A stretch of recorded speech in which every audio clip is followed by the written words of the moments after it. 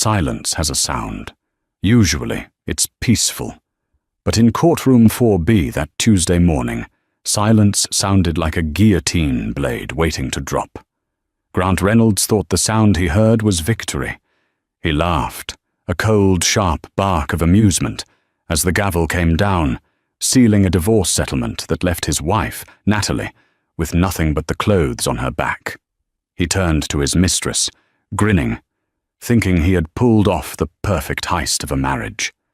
He didn't see the grey-haired man in the back row stand up. He didn't know that his victory was actually his execution warrant. And he definitely didn't know who Natalie's father really was. Grant Reynolds adjusted the cuffs of his bespoke Italian suit, catching his reflection in the pristine glass of his corner office.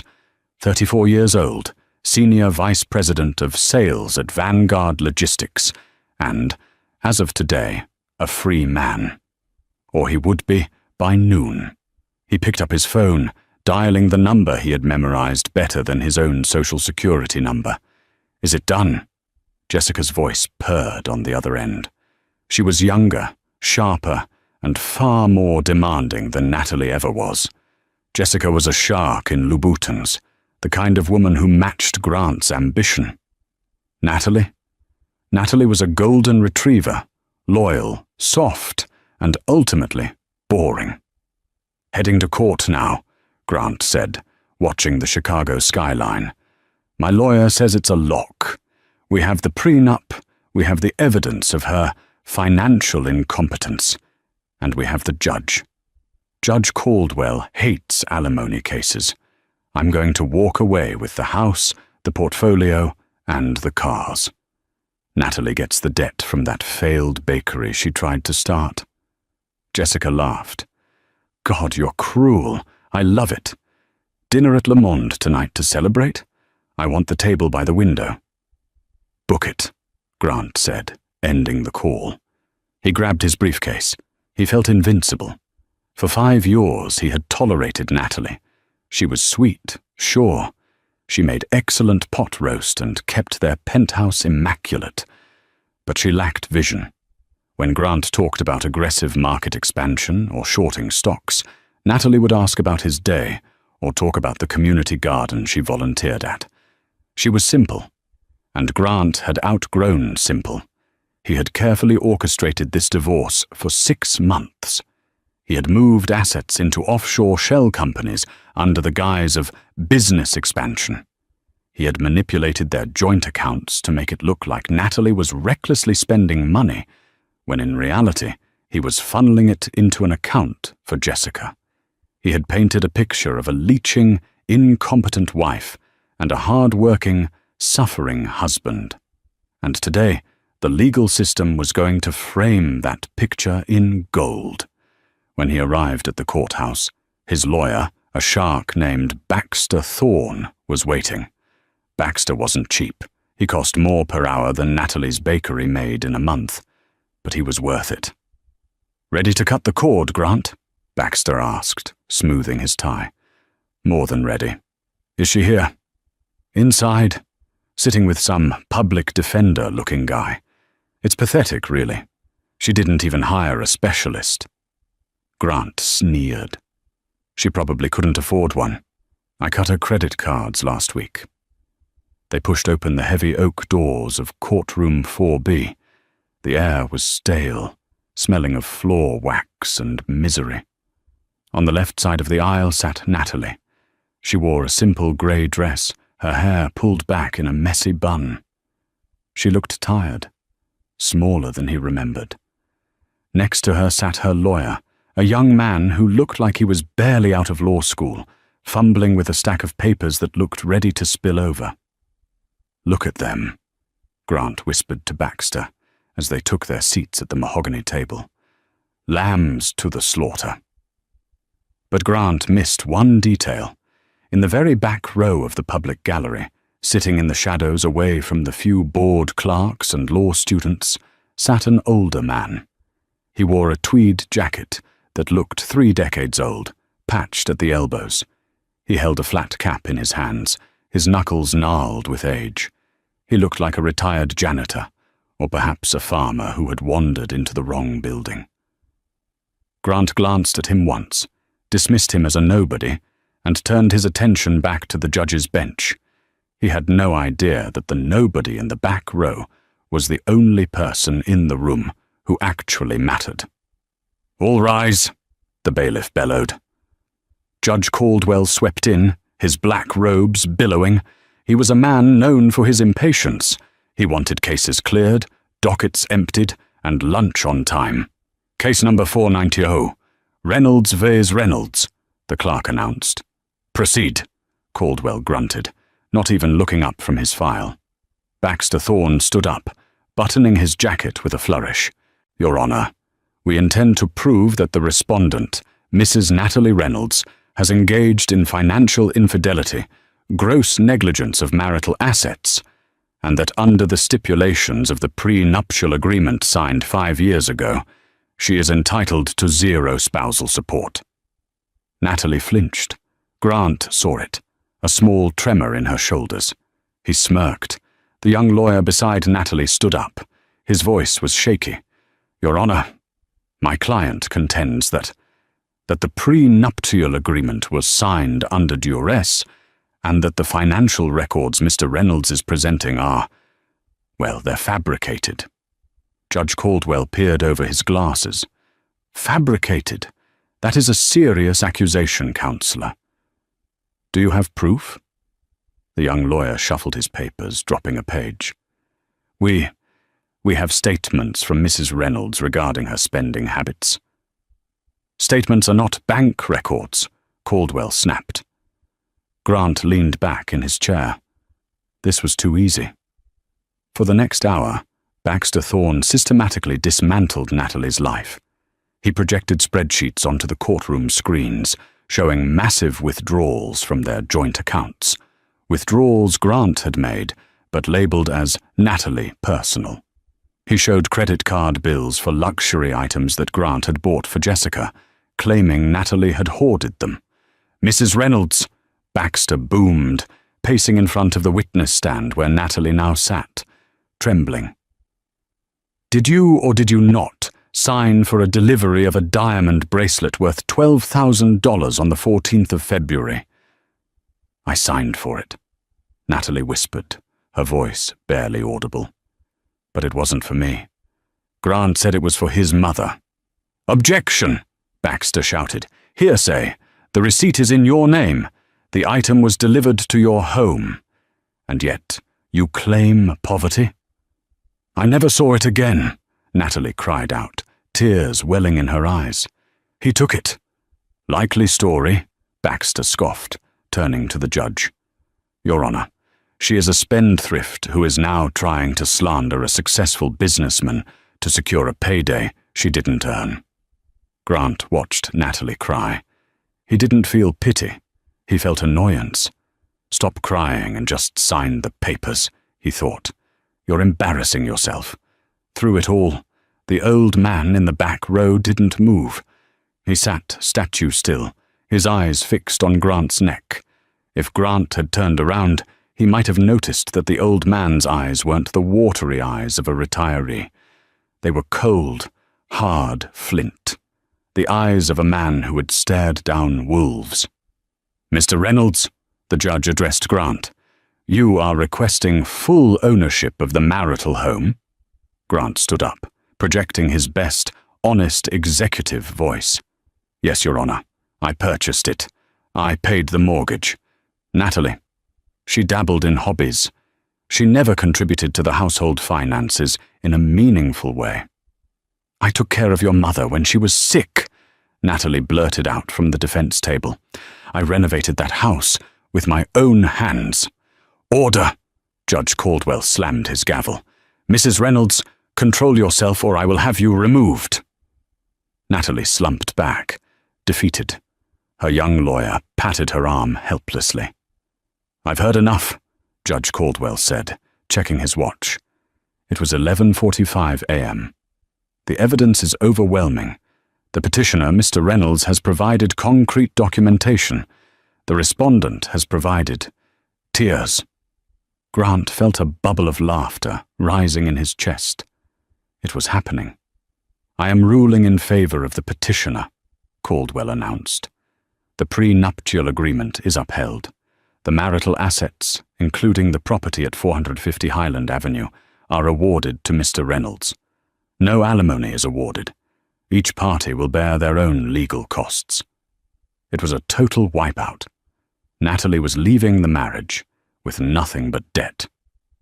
Grant turned to Baxter and shook his hand vigorously. Then he looked at Natalie. She was weeping silently, her head in her hands, and that was when Grant made his mistake. He let out a laugh. It wasn't just a chuckle, it was a loud, victorious guffaw that echoed off the high ceilings. "Better luck next time, Nat," he said, his voice carrying through the quiet room. "Maybe find a husband who likes stale cupcakes." He turned to grab his briefcase, ready to walk out into his new life. "Excuse me." The voice came from the back of the room. It wasn't loud, but it had a timbre that stopped everyone in their tracks. It sounded like gravel crunching under a heavy boot. Grant turned around. The judge looked up, annoyed. The old man in the tweed jacket was standing up. He held his flat cap in one hand. He walked slowly toward the railing that separated the gallery from the court floor. "Who are you?" Judge Caldwell demanded. "This is a closed session. Spectators are to remain silent." "I'm not a spectator," the old man said. He opened the little wooden gate and stepped onto the court floor. The bailiff reached for his belt, stepping forward to intercept. "Sir, you need to step back," the bailiff warned. The old man ignored the bailiff. He walked straight past Grant, ignoring him entirely, and stopped in front of Natalie. He placed a heavy, calloused hand on her shaking shoulder. "You done crying, little bird?" the old man asked gently. Natalie looked up, her eyes wide. "Daddy? What are you doing here? I told you not to come. I didn't want you to see this." Grant blinked. "Daddy?" He looked at the old man again. He knew Natalie's father was named Arthur. Natalie had mentioned him a few times, said he lived on a farm in Wyoming, kept to himself. Grant had assumed he was some broke ranch hand or a failed farmer. He had never bothered to meet him. Why would he? Grant Reynolds didn't waste time on flyover state nobodies. "I asked who you are," Judge Caldwell boomed, his face turning red. "Bailiff, remove this man." The old man turned to face the judge. He didn't look intimidated. He looked bored. "My name," the old man said, his voice projecting clearly without a microphone, "is Arthur Sterling. And I believe, Judge Caldwell, that you're sitting in a chair that my foundation paid for." The room went dead silent. Grant frowned. "Sterling?" It was a common name. Judge Caldwell froze. He squinted at the man. "Arthur? Sterling? And?" Arthur continued, reaching into his tattered jacket and pulling out a folded piece of paper. "I am also the man who holds the primary lien on the property you just awarded to this gentleman." He gestured lazily at Grant. "What is he talking about?" Grant hissed at Baxter.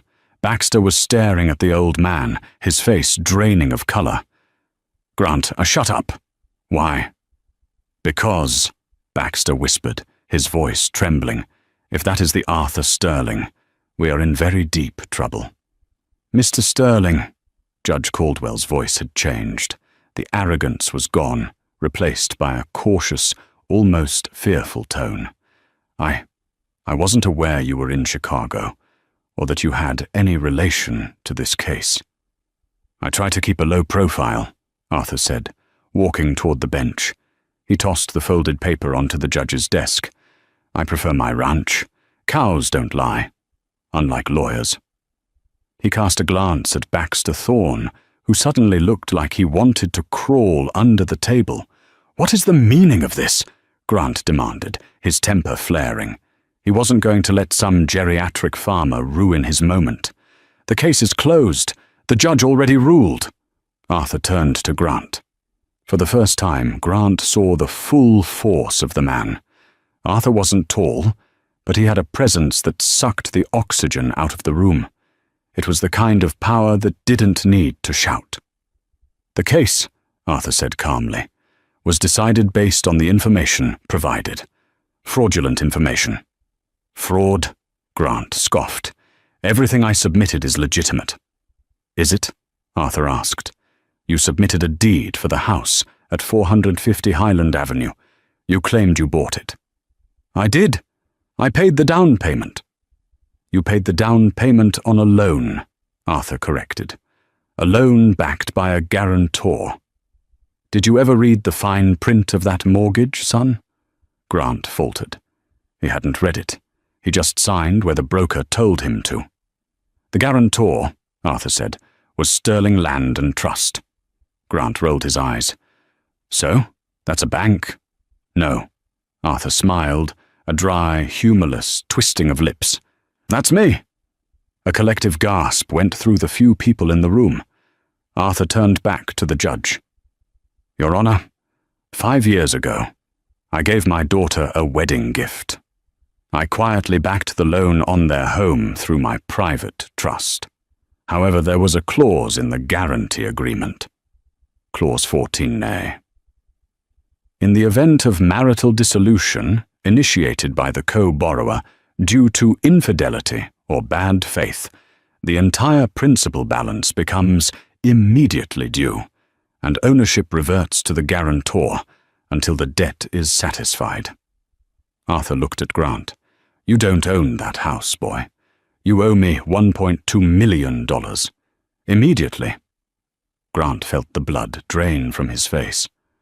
That's not possible. The bank never said—" "I own the bank, you moron," Arthur said casually. Grant looked at Baxter. "Is this true?" Baxter was frantically scrolling through a document on his tablet. I missed it. It was buried in the underwriter disclosures. It looks binding, Grant." "But that's not all," Arthur continued, enjoying the moment. He walked over to the defense table and stood next to Natalie, putting a protective arm around her. "You see, Natalie is a modest girl. She wanted to marry for love. She didn't want a man who wanted her money. So when she met you, she asked me to keep her trust fund a secret." "Trust fund?" Grant choked out. "She worked at a library. She tried to start a bakery and failed." "She didn't fail," Arthur corrected. "I shut it down because I wanted her to come home to Wyoming. But that's family business. As for the money, Natalie is the sole beneficiary of the Sterling copper estate."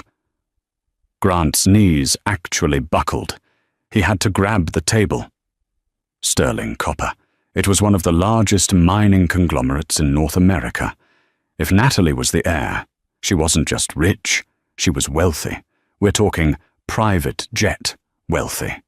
And he had just divorced her over a few $100,000 and a mistress who worked at a makeup counter.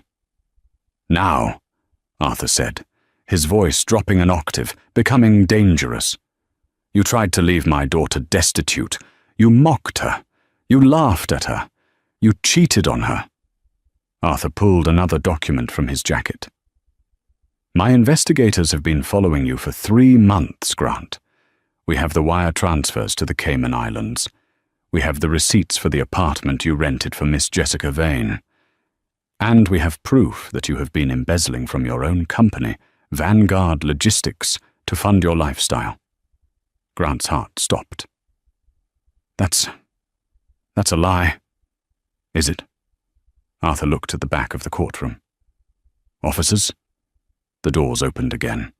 2 officers from the Economic Crimes Unit walked in, followed by a man Grant recognized instantly, the CEO of Vanguard Logistics, Mr. Henderson. Mr. Henderson looked furious.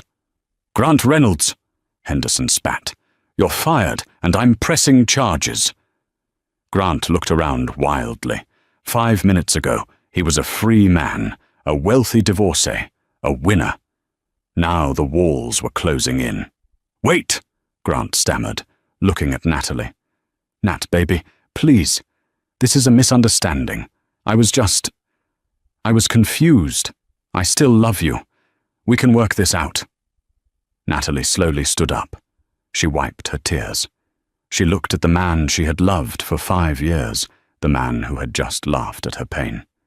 She looked at her father, who nodded encouragingly. Grant, Natalie said, her voice steady for the first time that day. You didn't want me. You wanted a trophy. And you didn't want a partner. You wanted a victim.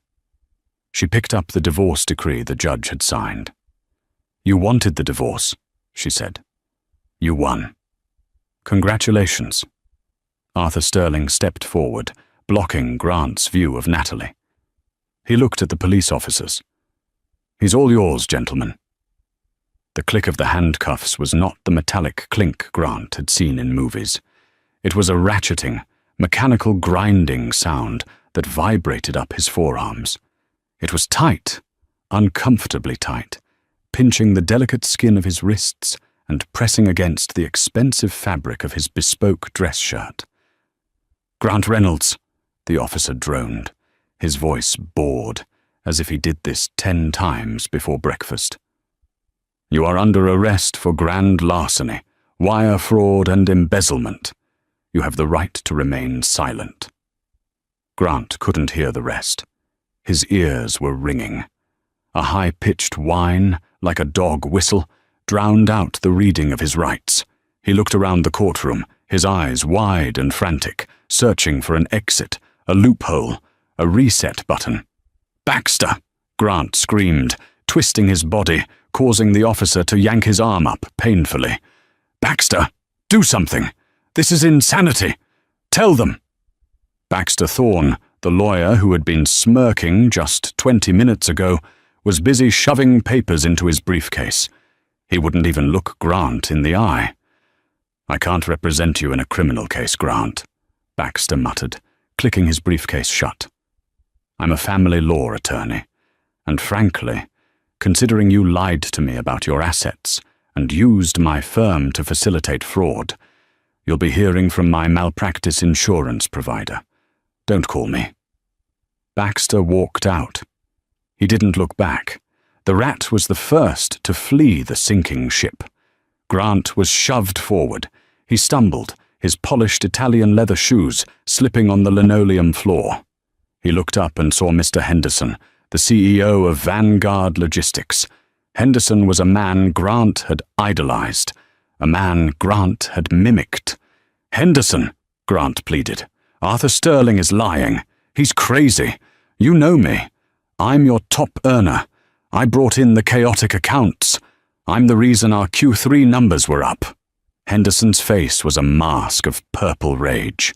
He stepped into Grant's personal space, close enough that Grant could smell the coffee on his breath. You're the reason, Henderson hissed, that the SEC is currently raiding my office. You're the reason I have auditors tearing apart 5 years of books. You didn't just bring in numbers, Grant. You were cooking the books. Arthur Sterling didn't just call the police. He sent a forensic accounting team to my board of directors this morning. Henderson poked a finger into Grant's chest. You skimmed $3 million off the top of the logistics contracts. You thought we wouldn't notice because you hid it in the miscellaneous shipping overages fund. But you got greedy. Grant's mouth opened and closed. I was going to pay it back. It was a loan, an investment. It was theft, Henderson spat. I hope you rot. The officers hauled Grant toward the exit. As they passed the plaintiff's table, Grant saw Arthur Sterling helping Natalie into her coat. Natalie looked different. For years, Grant had seen her as a burden, a plain, simple woman who didn't understand his brilliance. But now, seeing her standing next to a billionaire titan of industry, wrapped in the protective aura of her father, she looked regal. She looked untouchable. She didn't look at him with hate. She didn't look at him with anger. She looked at him with pity, and that hurt worse than the handcuffs. Nat, Grant whimpered. Arthur Sterling stepped in front of her again, a human shield of tweed and iron will. "Get him out of my sight," Arthur commanded the officers. The walk from the courtroom to the police cruiser was the longest mile of Grant's life. He expected a private exit. He expected discretion. After all, this was a civil court. But Arthur Sterling didn't do things by halves. When the double doors of the courthouse swung open, the flashbulbs blinded him. There were cameras everywhere. Local news, business journals, even a few paparazzi. The word Sterling drew press like blood drew sharks. The headline wasn't just local salesman arrested. The headline was son-in-law of mining magnate Arthur Sterling arrested for multi-million-dollar fraud. "Mr. Reynolds, is it true you embezzled money to fund a mistress? Grant, look here. Did you know your wife was an heiress? Mr. Reynolds, are you going to plead guilty?" Grant ducked his head, trying to hide his face with his shoulder. But it was useless. The images were being captured at 10 frames per second. The image of the arrogant, laughing man from the courtroom was gone, replaced by a sweaty, terrified criminal being shoved into the back of a squad car. The door slammed shut. The interior of the car smelled of stale sweat and disinfectant. The cage wire separated him from the officers in the front. As the car pulled away, Grant looked out the window. He saw Natalie and her father walking down the courthouse steps. They weren't surrounded by the press. The reporters gave Arthur a wide berth, respectful and fearful. A sleek black limousine pulled up to the curb. A driver opened the door. Natalie got in. She didn't look back at the police car. She disappeared behind the tinted glass, vanishing from Grant's life as completely as a ghost. Grant leaned his head against the cold window of the police car. His heart was hammering a frantic rhythm against his ribs. "This is a mistake," he told himself. "I can fix this. I'm Grant Reynolds. I always win. I just need to make a few calls. I just need to get to a phone." He didn't realize yet that his winning streak was over. The dice had been loaded against him the moment he laughed in Arthur Sterling's face. The holding cell at the 19th Precinct was a stark contrast to the corner office at Vanguard Logistics. The walls were painted a depressing shade of institutional beige, peeling in the corners. The toilet was a stainless steel mockery of privacy in the corner. The bench was hard, cold concrete. Grant had been processed, fingerprinted, mugshot taken. His tie, belt, and shoelaces had been removed, leaving him looking disheveled and frantic, his expensive trousers sagging around his waist. He had been sitting there for 3 hours. Every time the heavy metal door opened, he jumped, hoping it was a lawyer. But it was just officers bringing in more drunks or petty thieves. Finally, an officer banged on the bars. "Reynolds, you get your phone call. Make it count." Grant scrambled up. He was led to a phone on the wall. He had one number in his head. Not his mother. She would just cry. Not Baxter. He had made his position clear. Jessica Vane, the love of his life. Or at least the love of his current lifestyle. Jessica was smart. Jessica was resourceful. Jessica had connections in the city. She would know what to do. She had access to the secret account in the Caymans, the one he had given her the password to, just in case. There was nearly $400,000 in there, enough for bail, enough to run. His fingers trembled as he punched in her number. Ring. Ring. Ring. "Hello?" Her voice was breathless, hurried.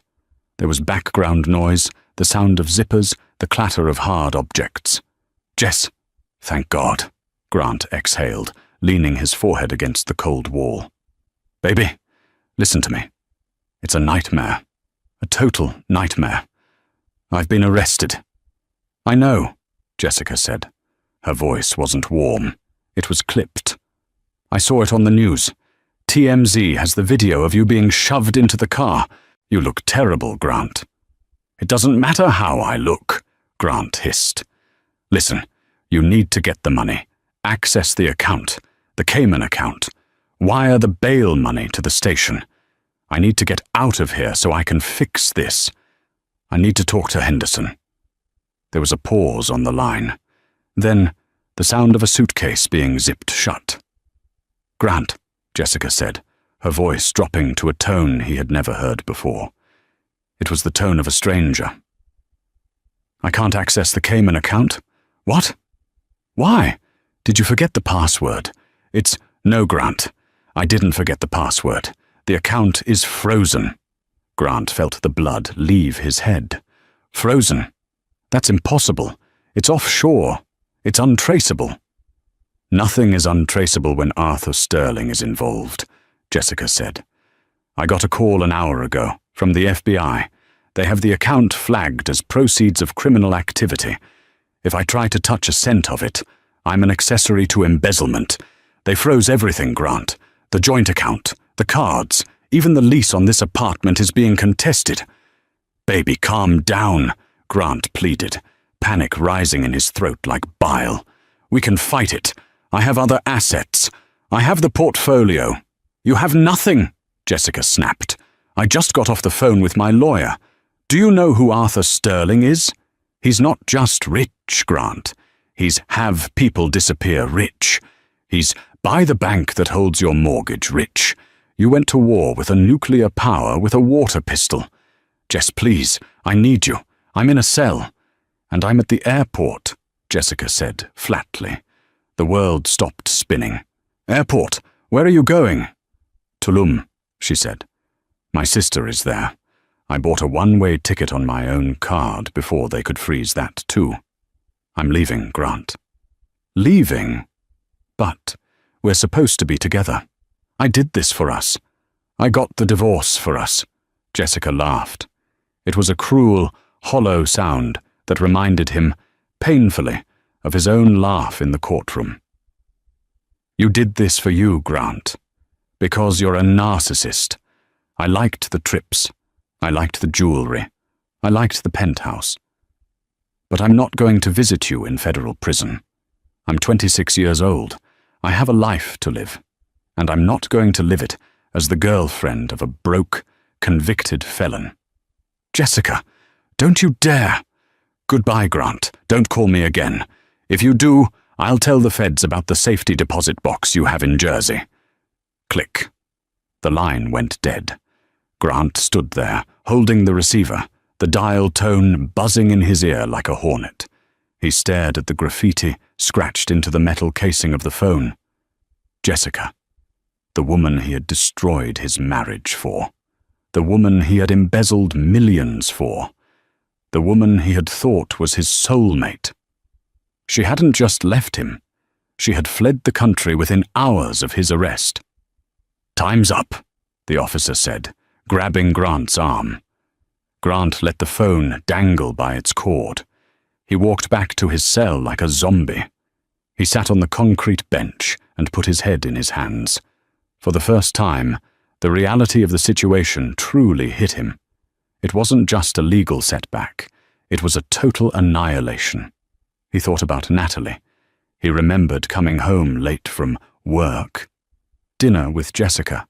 Finding Natalie asleep on the couch with a plate of cold food wrapped in foil waiting for him. He remembered how she used to rub his shoulders when he was stressed about quotas. He remembered how she never asked for anything expensive, only for his time. He had thrown that away. For what? For a woman who abandoned him the second the credit card declined. For a career that was now over.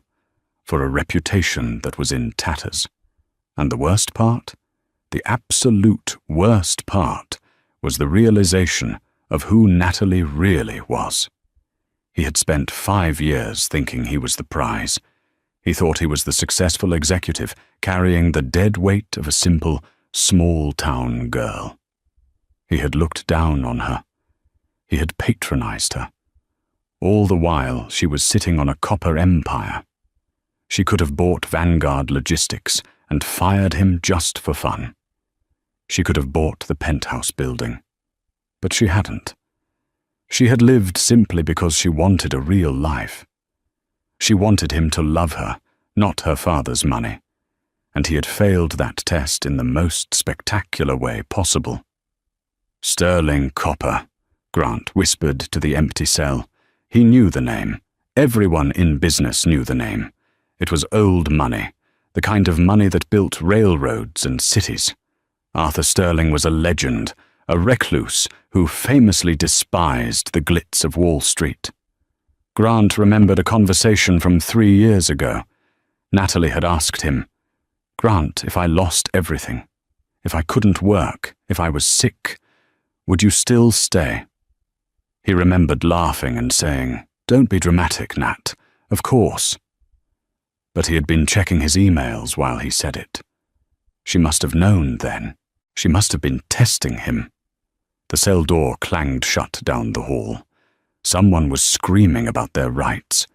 Grant lay down on the hard bench, curling into a ball. He had no lawyer. He had no job. He had no mistress. He had no home. He had $1.2 million in debt to his ex-father-in-law, and he was facing 10 to 15 years in a federal penitentiary. He closed his eyes, and the image of Arthur Sterling standing in the courtroom played over and over in his mind. "I'm the man who holds the primary lien." Grant Reynolds realized then that he hadn't just lost a divorce case. He had walked into a trap that had been set years ago, a trap designed for a man exactly like him, a trap for a man who valued gold over loyalty, and the trap had snapped shut. 3 months had passed since the flashbulbs blinded Grant Reynolds on the courthouse steps. 3 months of federal detention at the Metropolitan Correctional Center. The MCC was a fortress of concrete and misery in the heart of downtown Chicago. It was a triangular skyscraper designed to prevent escape, but for Grant, it was a tomb. The high-rise views he used to covet from his corner office were now just slivers of sky seen through 5-inch slits in the frosted glass of his cell. He had been denied bail. The judge cited significant flight risk and attempts to access offshore accounts associated with criminal enterprise. Jessica's attempt to run to Tulum had backfired spectacularly on him. It painted him as a man with an escape plan, even though he had been abandoned. Grant had lost 20 pounds. His hair, once styled with expensive pomade, was grown out and greasy. The bespoke suits were replaced by a bright orange jumpsuit that chafed his skin. But the physical degradation was nothing compared to the psychological torture. He had plenty of time to think, time to replay every moment of the last 5 years, time to realize that every move he made, which he thought was brilliant strategy, was actually a step toward a cliff. It was a Tuesday afternoon, rainy, judging by the grey light filtering into the cell block, when the guard banged on his door. "Reynolds, legal visit." Grant perked up. He had been assigned a public defender, a harried woman named Mrs. Higgins, who smelled of cigarettes and despair. She was trying to get him a plea deal, but the prosecution wasn't budging. They wanted his head on a pike to satisfy the shareholders of Vanguard Logistics. He shuffled down the hallway, his shackles clinking. He was led into a small, sterile room, divided by a thick pane of bulletproof glass. He sat down, expecting to see Mrs. Higgins with her overflowing folders. He didn't see Mrs. Higgins. Sitting on the other side of the glass, posture impeccable, hands folded on the metal ledge, was Arthur Sterling. Grant froze. His breath caught in his throat. Arthur looked exactly the same as he did in the courtroom. Tweed jacket, flat cap on the table, eyes like polished flint. He didn't look angry. He looked like a man inspecting a fence post that had rotted. "Sit down, Grant," Arthur said. His voice was muffled slightly by the glass, but still carried that undeniable authority. Grant sat. He felt a sudden, desperate urge to weep, to beg, to scream. But he held it together. He still had a shred of pride left, though it was tattered. "What are you doing here?" Grant asked, his voice raspy from disuse. "Did you come to gloat? To see the animal in the zoo?" Arthur shook his head slowly. "I don't derive pleasure from this, son. Wastefulness always bothers me. And you are a profound waste of potential." "You ruined me," Grant spat, leaning toward the glass. "You set me up. That trap with the house lien, you knew. You planned it." "I planned for contingencies," Arthur corrected. "There is a difference. When I signed that guarantee for the house, I hoped I would never have to use it. I hoped you would be the man Natalie thought you were. I hoped you would be a partner to her. A protector." Arthur leaned in. "Do you know why I never told you about the money? About the sterling copper fortune?" "Because you're a paranoid old miser," Grant sneered. "No. Because money acts like a magnifying glass," Arthur said softly. "If a man is kind, money allows him to be a philanthropist. If a man is greedy, money turns him into a monster. I wanted to see who you were without the lens of my wealth distorting the view." Grant looked away. "Well, you saw." "I did," Arthur agreed. "But here is the part you don't know. The part that might keep you awake at night in here." Arthur reached into his jacket pocket. For a second, Grant flinched, remembering the documents Arthur had pulled out in court. But this time, Arthur simply pulled out a photo. He held it up to the glass. It was a picture of Grant, 3 years ago, shaking hands with a man in a grey suit. It was the day Grant had secured his first massive investor for a side project, a logistics consulting firm he was trying to launch. That investor had given him $50,000 in seed money. Money Grant had eventually funneled into his affair with Jessica. "Do you remember Mr. Silas?" Arthur asked. "Yeah," Grant said, confused. "He was an angel investor. He liked my pitch." "Mr. Silas works for me," Arthur revealed. "He manages my charitable giving." Grant's jaw dropped. "I gave you that money, Grant," Arthur said. "I saw you were restless. I saw you wanted to build something of your own. Natalie told me you felt stifled at Vanguard. So, through an intermediary, I gave you $50,000. No strings attached. I wanted to see what you would do with a leg up." Grant felt the room spinning. That was your money?" "It was a test," Arthur said. "If you had used it to build the business, to work hard, to create something real, I would have revealed everything. I would have welcomed you into the Sterling Empire. I would have handed you the keys to the kingdom, Grant. You have the charisma. You have the drive. You could have run Sterling Copper one day." Arthur lowered the photo. "But you didn't build the business. You used the money to lease a Porsche. You used it to buy dinners for women who weren't your wife. You took a gift meant to build a future, and you used it to destroy your present." Grant stared at the table. The weight of the revelation was crushing. He hadn't just lost the marriage. He hadn't just lost the house. He had lost a destiny. He could have been a CEO, a billionaire, a titan. It was all laid out for him, waiting for him to show just 1 ounce of integrity. And he had traded it all for a lease on a car and a fling with a girl who left him at the first sign of trouble. "Why are you telling me this now?" Grant whispered, tears finally spilling over. "Why torture me?" "Because Natalie wanted you to know," Arthur said, standing up. He put his cap back on. "She wanted you to know that you weren't defeated by a prenup. You weren't defeated by a lawyer. You were defeated by your own character. You had the winning lottery ticket in your pocket for 5 years, Grant, and you threw it away because you were too busy looking for loose change on the sidewalk." Arthur turned to leave. "Wait!" Grant cried out, slamming his hand against the glass. How is she? Please. Just tell me. Does she hate me? Arthur paused at the door. He looked back, his expression unreadable. She doesn't hate you, Grant. Hate requires energy. She's indifferent. She's moving on. She's found her light again, now that she's not standing in your shadow.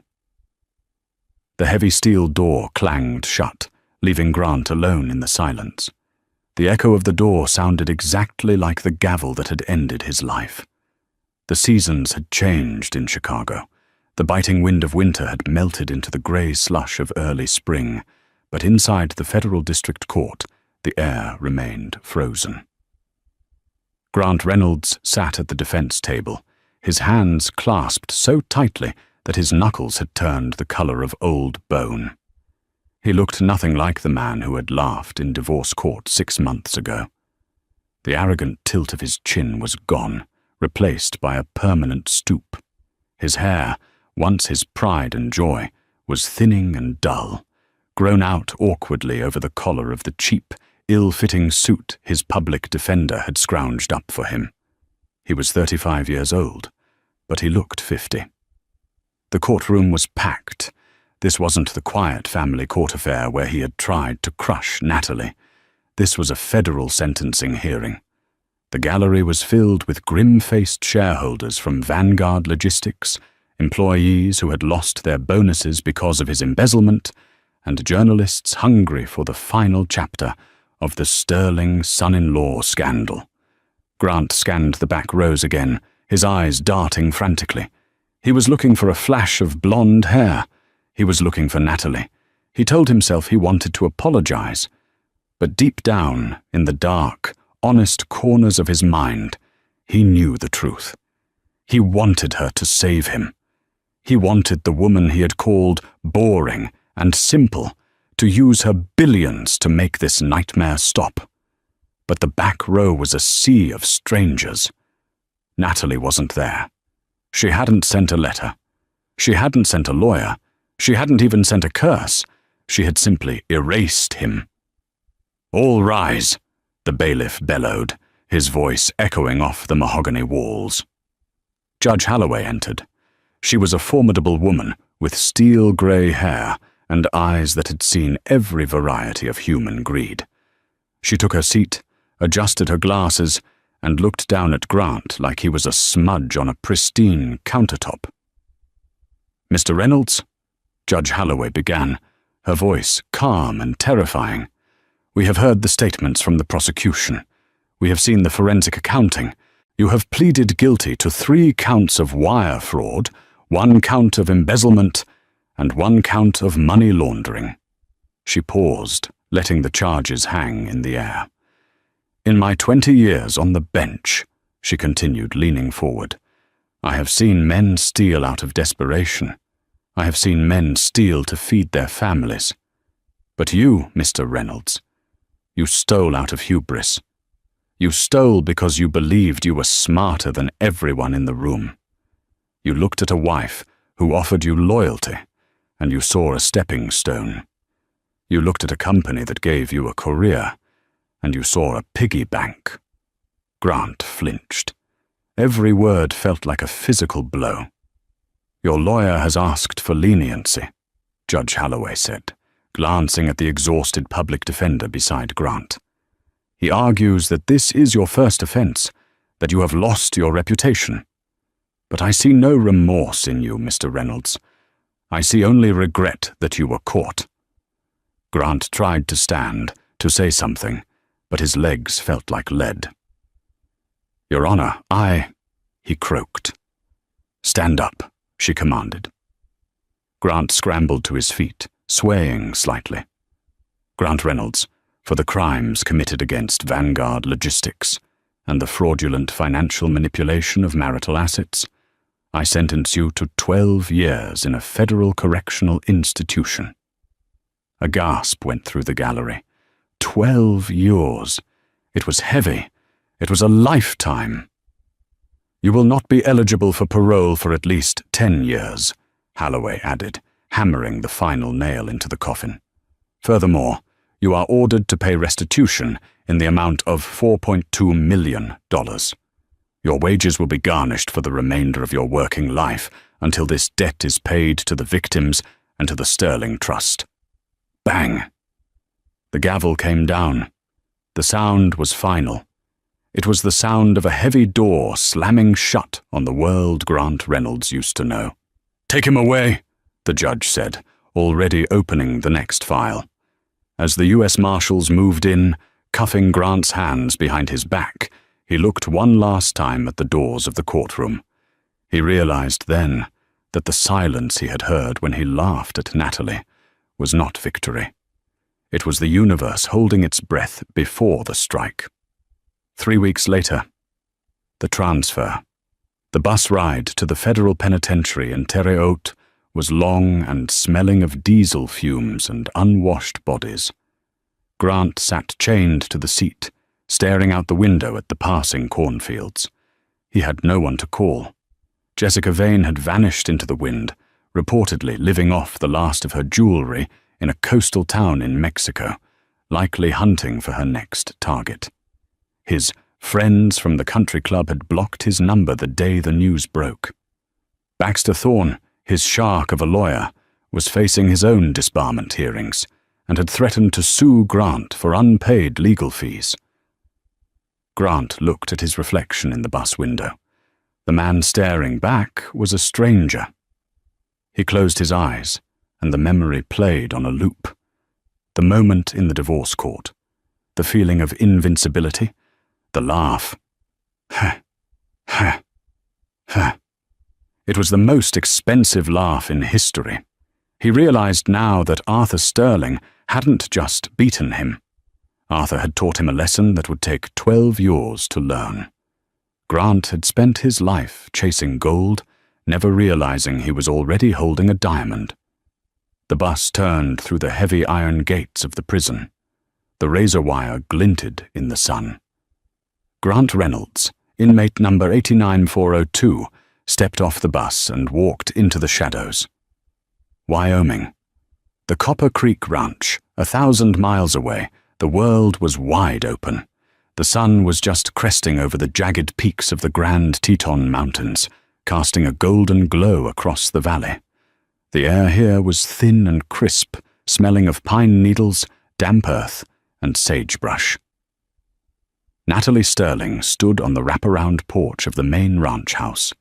She held a ceramic mug of steaming coffee, watching the steam curl up into the morning light. She looked different. The woman who had huddled in court, wearing grey, shapeless dresses to hide herself, was gone. In her place stood a woman who occupied space. She wore fitted dark denim, leather riding boots that were scuffed from actual work, and a thick wool coat.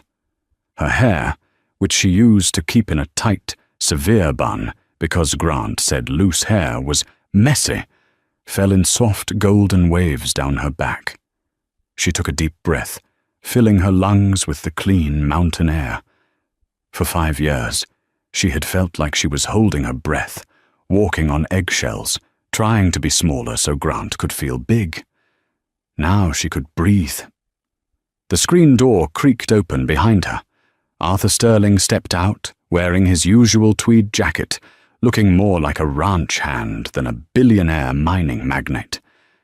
"News came in," Arthur said softly, leaning against the railing beside her. Natalie didn't turn. She kept her eyes on the horizon, where a herd of elk was moving slowly across the lower pasture. "Is it done?" "It's done," Arthur confirmed. Judge Holloway gave him 12 years, and full restitution. Natalie took a sip of her coffee. She waited for the wave of emotion, sadness, pity, maybe a lingering spark of love. But there was nothing, just a quiet, settled peace. It was like finishing a book that had been dragging on for too long. You don't mourn the end. You just close the cover and put it back on the shelf. "It's a long time," she said simply. "It's the time he earned," Arthur replied. He watched his daughter carefully. "How do you feel?" Natalie turned to her father. Her eyes were clear and bright. I feel light. I feel like I woke up from a long, feverish dream. Arthur smiled, the lines around his eyes crinkling. Good, because you have work to do. The board approved the final papers this morning. Natalie's face lit up, a genuine smile that transformed her face.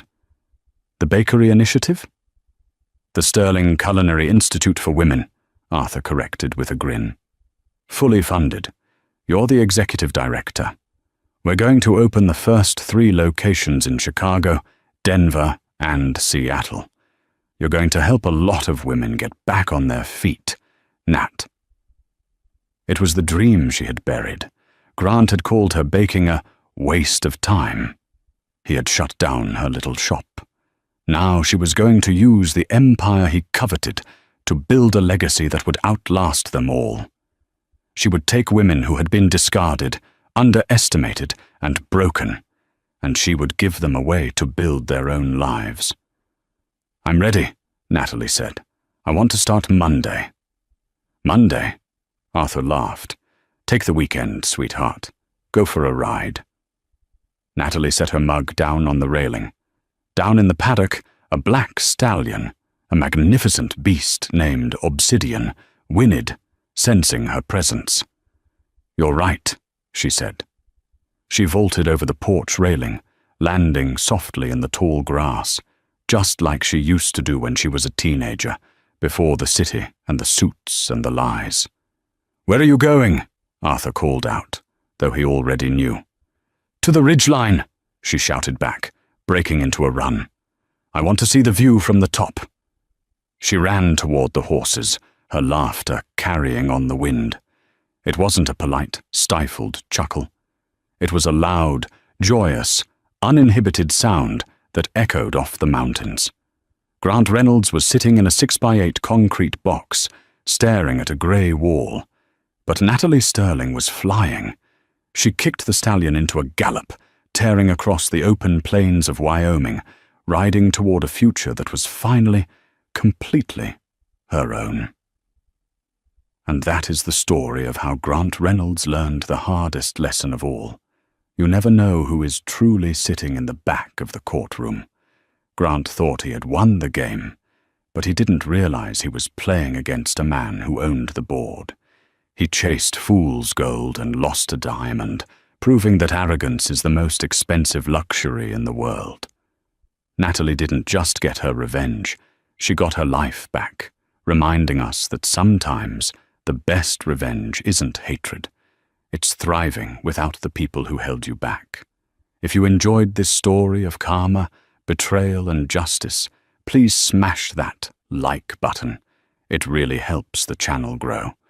Don't forget to share this video with a friend who loves a good drama, and hit subscribe with the notification bell turned on so you never miss a story. We have a crazy revenge story coming up next week involving a lottery ticket and a runaway groom that you do not want to miss. Thanks for watching, and see you in the next video.